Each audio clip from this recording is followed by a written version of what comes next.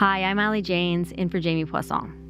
And looking back on the summer, I think I know now what the magic of childhood is. It's the intensity of it. Its vividness. The fact that almost everything is being experienced for the first time.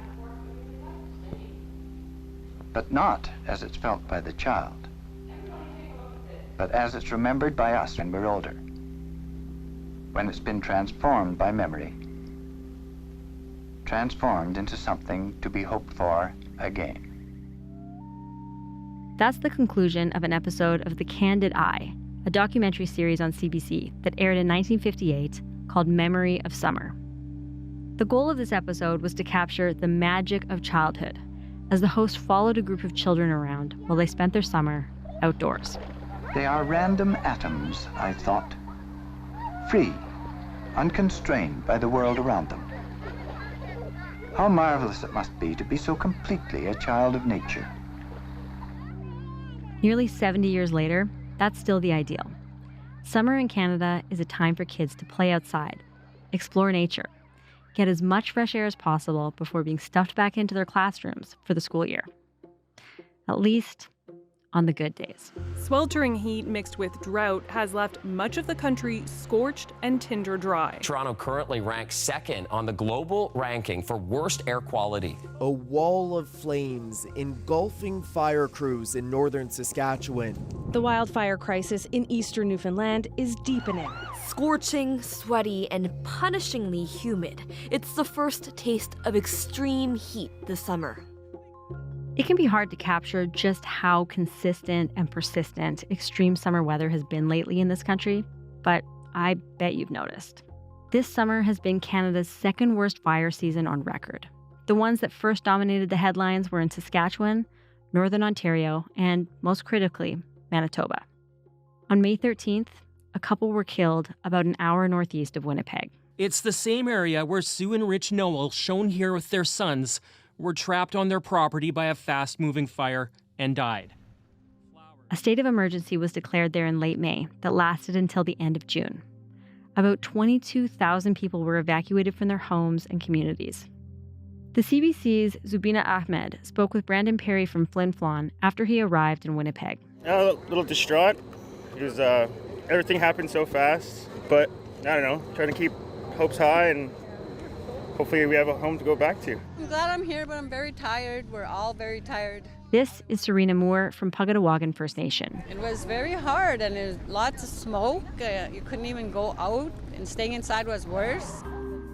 Then, a few weeks later, at 12:01 p.m. today, we declared a provincial state of emergency. Manitoba's premier again declaring a state of emergency to secure accommodations for new evacuees.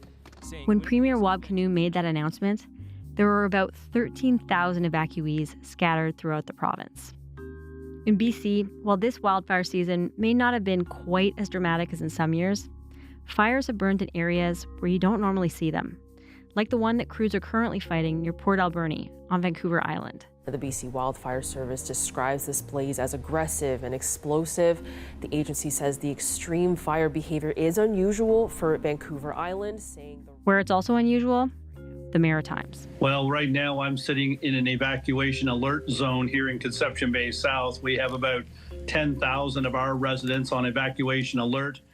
Newfoundland and Labrador has been battling various wildfires since May, but things really ramped up there in early August. The Kingston Fire, burning on Newfoundland's North Shore, has destroyed at least 100 homes. What do you say to someone that they lost their home? This town councillor spent the day telling people their homes are gone. We have people here with not 5 cents in their pocket, and that to me is heartbreaking. When another forest fire broke out in Paddy's Pond near St. John's, the province had to divert water bombers away from the North Shore to save the capital. Unfortunately, with the way the wind was blowing that day, when they pulled the water bombers to attack Paddy's Pond, the fire erupted into an inferno and pretty much cleaned out my community. I'm astonished. As fires rage and evacuation orders climb in New Brunswick and Nova Scotia, both provinces are limiting where people can go outdoors. Crown lands are off limits in New Brunswick. Get out of the woods. and stay out of the woods. This just days after Nova Scotia issued a similar ban. No hiking, camping, fishing, or ATV use in the forest. Those who don't comply face a $25,000 fine. But even those Canadians who haven't faced the fires head-on have noticed their impacts. That smoke seen throughout much of Canada, Saskatoon, Montreal, Toronto, all blanketed. People being warned to limit their time outdoors. Toronto's air quality has been among the worst of any major city in the world over the past 3 days. And then, of course, there's the heat. The rising temperatures broke more than 60 records across Canada in places like Baie-Comeau, Quebec, Edmundston, New Brunswick, and Happy Valley Goose Bay in Newfoundland and Labrador. This is like the dress rehearsal, a dry run of what we're going to see that will be normal in 2050. Was summer like this when you were a kid? How often were you outdoors? In a playground, on a basketball court, in a lake, or a forest? How often were you told that it was too hot to play outside or the air too dangerous to breathe? What will our children's memories of summer be? A season to be hoped for? Or a season of dread? Today, we're joined by Denise Balkasoon. She's the executive editor of The Narwhal, an investigative journalism website that focuses on environmental reporting. And she has a piece out today titled, "I Have Seasonal Depression in the Summer Now." We're going to talk to her about how Canadian summer is not necessarily the carefree season it once was for many, including children, and how to navigate the ambient dread of our country's changing climate.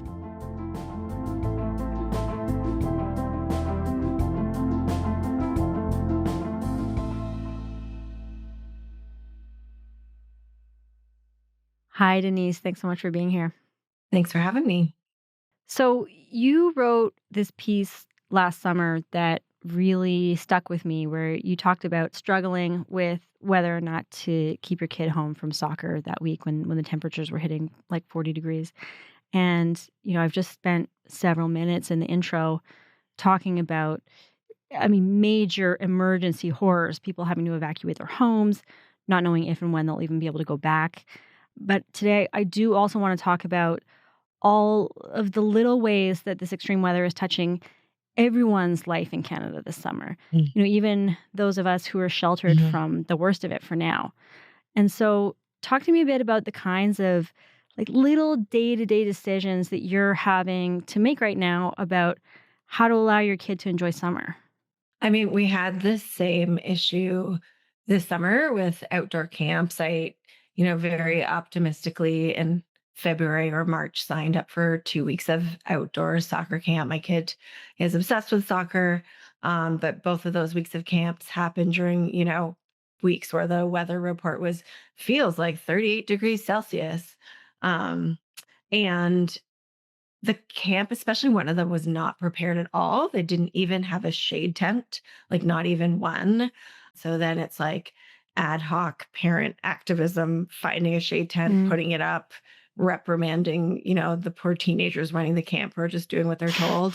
And so it was deciding again, is it okay to send your kid in that weather? Am I a bad mom for doing that? Am I a worse mom if I just keep them at home? You want your kid to be active, right? And the internet is also sometimes a scary place. So we had those kinds of conversations all summer, especially because it's relatively new for us here in Southern Ontario, although other parts of Canada have dealt with this for many, many years. But there's a lot of smoke in the air this year, too. And so that made it harder as well. Beyond those soccer camps, talk to me about how your own summer plans have been changed this summer by the smoke and the heat. Sure. Well, my husband's family has a very unfancy cottage. It does not have air conditioning or even ceiling fans. And we had to cut our trip there short because they have a Fahrenheit thermometer. It was 85 degrees inside the cottage at 10 p.m. So nobody could sleep. So we had to come home a day early. We went camping on Lake Erie with some friends, which we do every summer. We've done for 10 years in a row, except for 2020. And one of my kids' friends had a tick that he had to pull off her, and then you have to worry about that. Warmer winters mean more ticks survive the cold. Ideally, it stays above 4 degrees for them.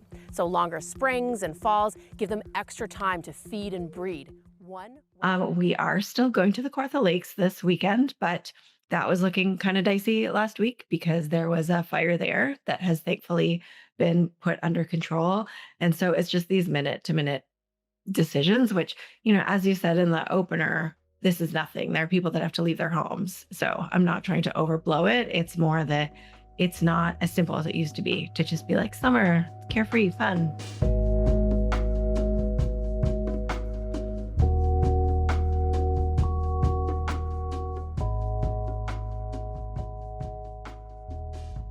Obviously, this isn't just about lakes and forests and those kind of like great outdoors kind of spaces. Like when you think about summer in big cities in Canada, especially Montreal and Toronto, it's like we wait all winter through the sucky weather and everyone being inside and miserable to finally get to summer, and the cities just explode with life. Like we've got street festivals, markets, concerts, outdoor sporting events, people hanging out in the parks.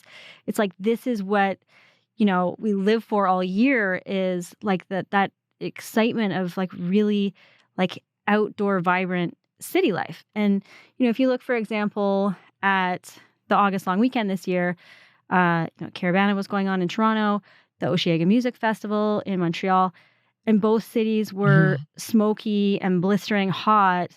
And like, obviously it makes those things so much harder to like physically endure, let alone enjoy. So, how do you think this is impacting our enjoyment of city life? Well, one thing that I personally learned from COVID is that you need to get outside no matter what the weather.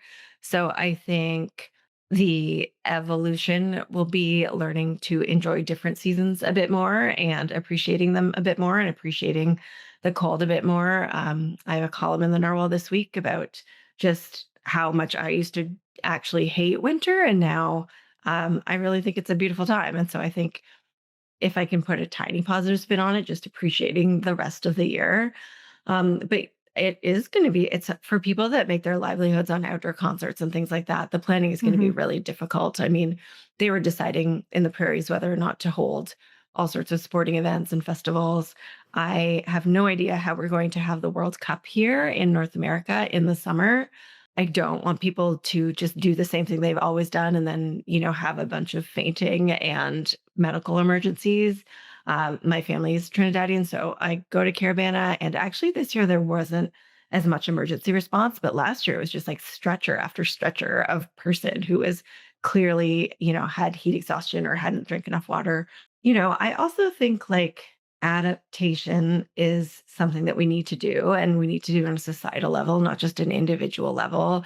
And for me, being outside when it's that hot instead of retreating into air conditioning is understanding that the world's changing, just facing it and dealing with the sadness that brings. But maybe, hopefully, that will lead more people to be like, actually, can we do something about this? I mean, when you talk about adaptation, when you were mentioning this soccer camp and how woefully unprepared they are, like obviously this is just a little soccer camp, but if you're looking at like, so many school boards across the country have issues where there isn't air conditioning in the schools, and like kids are out in July and August, but like a lot of daycares, including my kids' daycare, are in TDSB schools. Only 30% of Toronto schools have central air. The rest must rely on fans and open windows. On hot and smoky days, schools face an impossible choice: open windows and let in toxic air, or shut them and swelter. But it's also a problem in Quebec schools where the heat can also be sweltering. It's increasingly a concern in BC, which is a place where, for a long time people haven't needed air conditioning, but increasingly they're needing it. Earlier this summer during the first heat wave in Toronto, the city actually had to close 5 outdoor pools. According to city staff, the intermittent closures were necessary in order to let lifeguards cool down following provincial requirements related to heat and humidex levels exceeding 45. Which is obviously ironic because that's a place that anyone in the city can go to cool down for free. But like there's a million examples I could give, but how concerned are you with the ways that Canadian cities and provinces are like adapting their infrastructure to keep people safe, especially kids? I mean, I'm extremely concerned. My kid is in a TDSB school. it was 33 degrees at 8 a.m. one of the weeks because their teacher had a thermometer in there. I think it's absolutely outrageous that the province has not planned for better air conditioning in schools, in long-term care homes, all these places where vulnerable populations are. It's very clear that fossil fuels are what is causing climate change. And so, therefore, I think it's very clear where the money for this mitigation should come from. And for governments to just not deal with it, it makes me really frightened. There's a teacher that I know in the TDSB where she found an elementary school kid just wandering the halls in a heat exhaustion daze. And Wow. I really fear that what it's going to take to get some movement on that is hospital visits or even the death of a child, because I don't know what it is we're pretending. Like, it's not going to change. And if we don't deal with it incrementally, which, the time for that is kind of past, but if you make a plan to do however many schools a year, that's so much more achievable than just getting to the point that we're at now where there's nothing. And our kids lost so much schooling during COVID, and are we now going to close because of extreme heat too? It's pretty shameful, actually.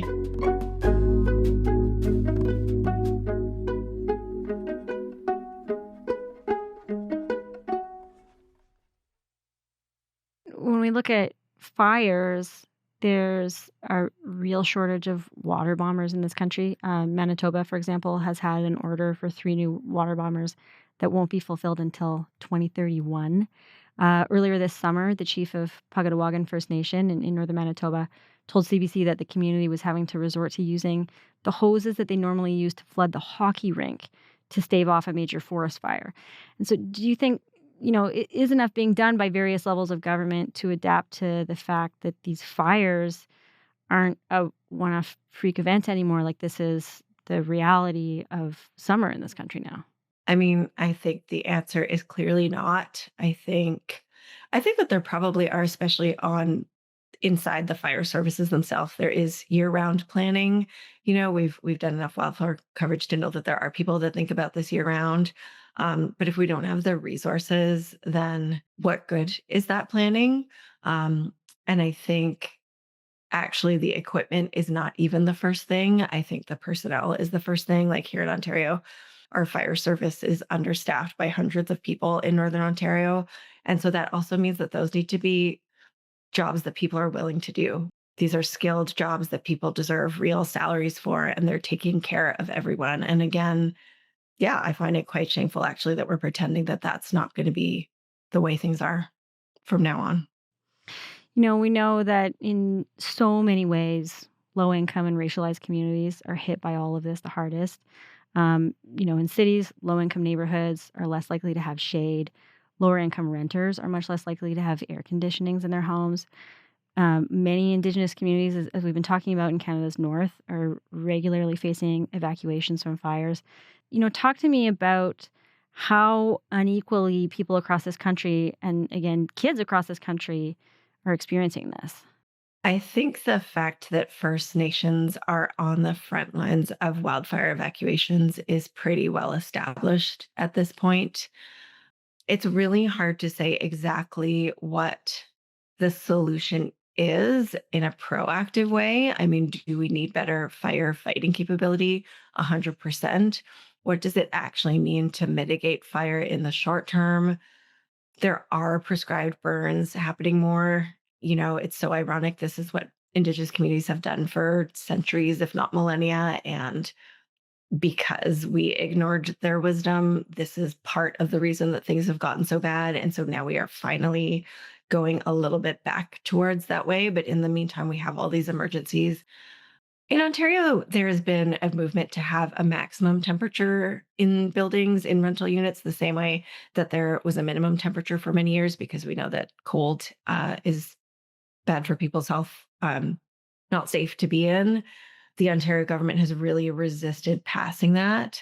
There is one municipality, which is Mississauga, that has mandated a maximum temperature as of 2020. And it is that a unit cannot exceed 26 degrees Celsius. And so that means whether it's through air conditioning or some other means, a landlord has a responsibility to make sure that it doesn't go over 26. We also reported on a community in St. Jamestown where, it's a really old apartment building. And even if people have air conditioners, they can't always afford to run them. And there might not be an understanding of how dangerous extreme heat can be. And so they have what they call community activators, I believe, who go from unit to unit to explain to people that, like, when it's hot, if you cannot afford to keep your unit cool, you have to leave. You have to go to the library. You have to go to the park. You need to be cool. It's dangerous for your health to stay. And I think that's the kind of program that really needs to be replicated in every urban community, because if people don't know, then they won't take care of themselves. And then we'll have, as you said, in Montreal, there's seniors that die every year in really old rental buildings that were made to keep us warm, right? Like, traditionally, Canada is a place where that is our biggest concern. Are people warm enough? And now our buildings just aren't ready.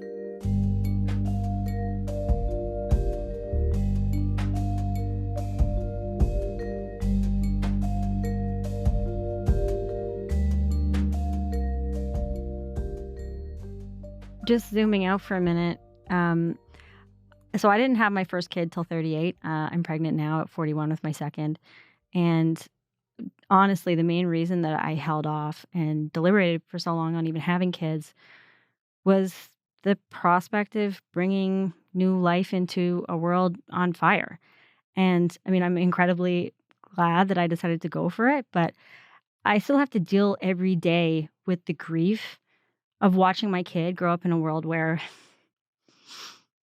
it's normal for his daycare to have to keep kids inside at playtime because of the heat, where we have to cut our time short at the playground because the air quality is some of the worst in the world, and where I know that, like, this is just the beginning. Like, he's going to be growing up in something, I mean, way worse than what we're seeing right now. And I mean, how are you kind of dealing with just the reality of living in that day-to-day grief, especially as a parent? I mean, some days it's harder than others, for sure. I personally am very lucky in terms of climate grief specifically, that I get to spend my day with a group of incredibly smart people trying to bring as much information as we can to people in Canada about these things. Um, because I don't want there to be a sense of paralysis, right? So we cannot play down the reality, which is we are on a very long trajectory of warming, and that is going to change the world. It is changing the world, but it's not inevitable that it keeps getting worse and worse and worse. We also try to, like, really point out that there have been very big environmental issues that have been, like, actively reversed, in our lifetimes. And so that includes, we used to have smog days all the time in Ontario, and then we phased out coal plants. We used to have a hole in the ozone layer, and, like, a conservative prime minister and a conservative American president are the ones that decided that they were going to deal with that problem. We used to spray DDT on crops, and bald eagles were almost endangered because it thinned their eggs and there weren't any bald eagles being born, and now they're resurging. And so, we run a lot of stories about Indigenous-led conservation, about people who, their homelands already were destroyed and their environments already were destroyed. And here they are generations later insisting on taking care of them. Something I think that a lot of parents also grapple with is how you actually talk about all of this with your kids, like, regardless of their age, really. Like, I mean, in my case, my son is 2.5. It's not like he understands any of this, but still, we'll be outside and I'll kind of have to remark on how smoky it is. And he'll be like, oh, yeah, very smoky. But it's not like he attaches any value judgment to that. He's just experiencing it. It's just his reality, which obviously is disturbing on its own. But, as kids get older and they understand more that this is not normal, that this is a problem, how do you think that we should be talking to them about what's going on? I don't know. That one I really don't know, especially because um, my kid's 11 and quite sensitive, and so we actually don't listen to CBC Radio. My husband and I listen to them as podcasts because there was just a time um, where it was very clear that the news was affecting them in a way that they were not mature enough to, like filter. And so Mm-hmm. I think, again, for me, at least I can say I'm doing my best. I think it's important for kids also to know that there are people working on this every day. But also, it's not fair. Yeah, I don't know. I don't know what we say to our kids, actually. And I think that there are people that are really avoiding thinking about that or thinking about, their culpability or their accountability, because that question is kind of impossible to answer.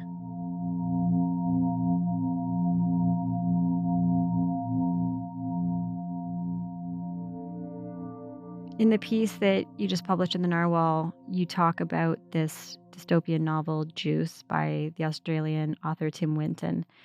And talk to me about like the general themes in this book, because I think it actually really relates to, what we were just talking about kids experiencing this as their normal reality.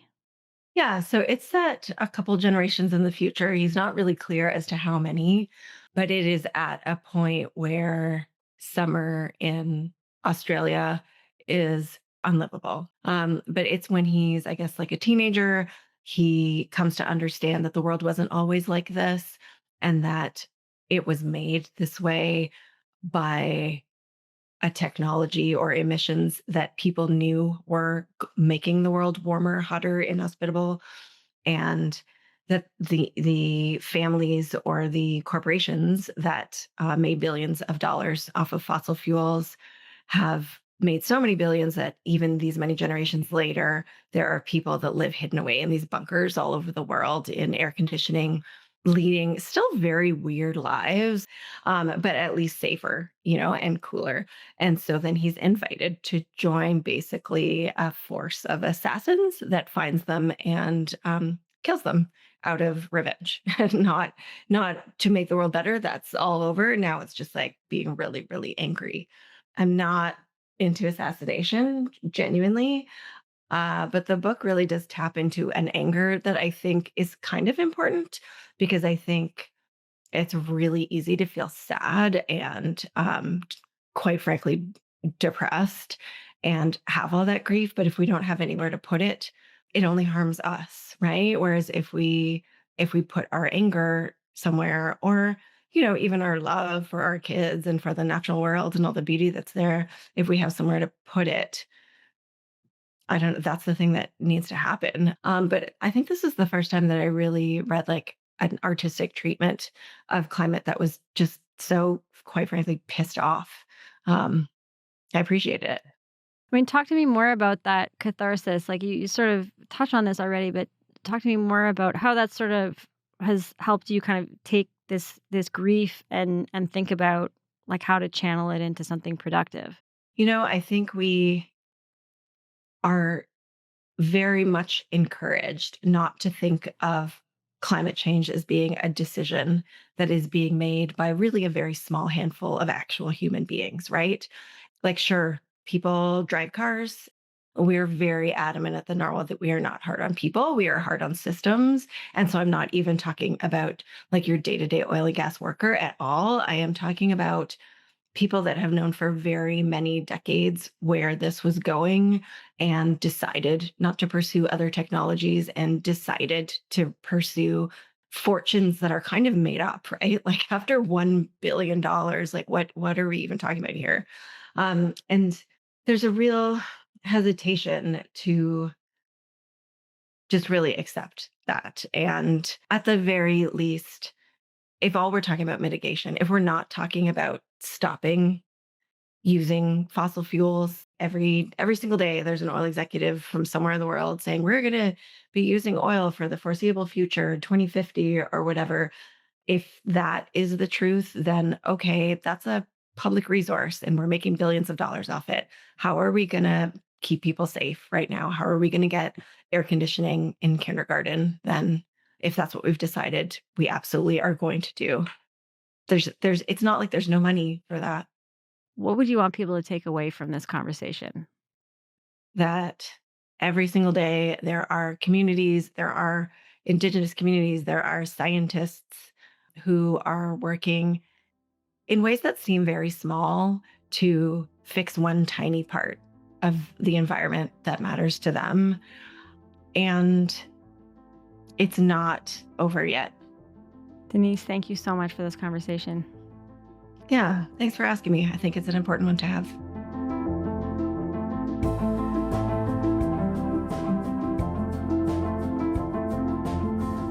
All right, that's all for today. You can find a link to Denise's new piece on the Narwhal in our show notes.